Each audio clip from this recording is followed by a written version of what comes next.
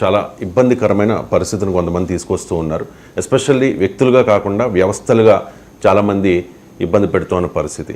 So professor Nageshwar గారు కూడా బాధితులే. ఇంతకుముందు నేను స్క్రీన్ మీద చూపించాను, ఒకసారి మళ్ళీ స్క్రీన్ మీద చూపించండి.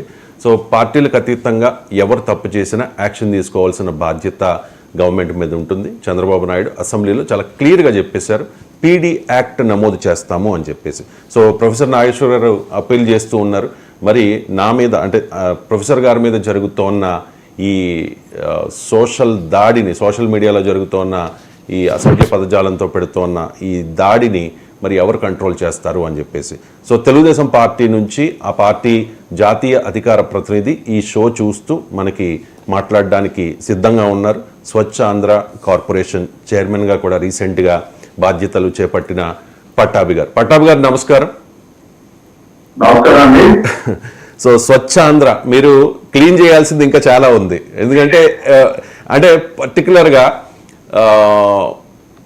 సార్ మీరు మాట్లాడండి. పట్టాభి గారు నమస్కారం అండి.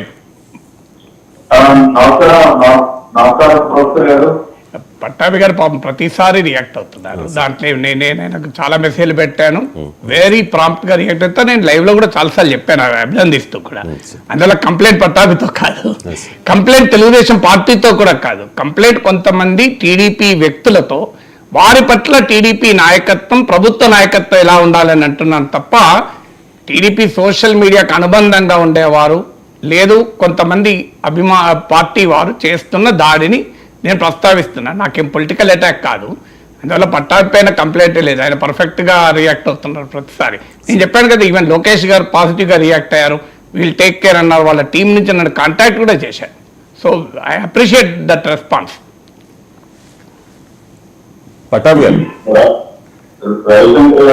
సార్, ఇప్పుడు ఏదైతే మనం అంశాన్ని చర్చిస్తున్నామో, సోషల్ మీడియాలో అసభ్యంగా పోస్టులు పెట్టడం కానివ్వండి, వివిధ రకాల హెరాస్మెంట్ గురి చేయడం కానివ్వండి, వీటన్నిటి విషయంగా రాష్ట్ర ప్రభుత్వం చంద్రబాబు నాయుడు గారు చాలా సీరియస్ గా ఉన్నారు. పార్టీలకు అతీతంగా ఎవరు అటువంటి పనులు చేసినా కూడా ఖచ్చితంగా చర్యలు ఉంటాయి. ఇవాళ మేమేదైతే ఒక కార్యక్రమాన్ని ప్రారంభించామో, ఇది రాజకీయ కష్ట సాధింపులో భాగంగా మేము చేయట్లేదండి. ఏదైతే సోషల్ మీడియాలో కూడా చెత్త పేరుకుపోయిందో ఆ చెత్తని శుభ్రం చేసే పనిని ప్రారంభించాం. కాబట్టి ఆ రకంగానే దీన్ని మనం చూడాల్సినటువంటి అవసరం ఉంది. కాకపోతే దురదృష్టవశాత్తు ఏంటంటే ఆ చెత్త ఎక్కువగా మనకి నిన్న మొన్నటి వరకు రాష్ట్రాన్ని పాలించినటువంటి వైఎస్ఆర్ కాంగ్రెస్ పార్టీలో కనపడతా ఉంది. సో అందుకని వాళ్ళు ఏదో మా పైన రాజకీయ కష్టం అంటా ఉన్నారు, కానీ ఆ చెత్తను పెంచి పోషించింది వాళ్ళు కాబట్టి వాళ్ళు ఎక్కువగా వాళ్ళు ఎఫెక్ట్ అవుతా ఉన్నారు. కాకపోతే ఒక విషయం నేను చాలా స్పష్టంగా చెప్పదలుచుకున్నాను. ప్రొఫెసర్ నాగేశ్వర్ గారి విషయంగా కానీ, ఎవరి విషయంగా కానీ, ఎవరు సోషల్ మీడియా వేదికగా అసభ్యంగా పోస్టులు పెట్టి ఎవరిని హెరాస్మెంట్ గురి చేసినా ఖచ్చితంగా చర్యలు తీసుకుంటాం. ప్రొఫెసర్ గారిని కూడా నేను కోరుతున్నా, సార్ మీరు కంప్లైంట్ ఇవ్వండి, ఇమ్మీడియట్ గా దానిపైన యాక్షన్ తీసుకుంటాం. లోకేష్ గారు కానీ, చంద్రబాబు నాయుడు గారు కానీ దీనిలో ఏ రకంగా ఉపయోగించే పరిస్థితి ఉండదు.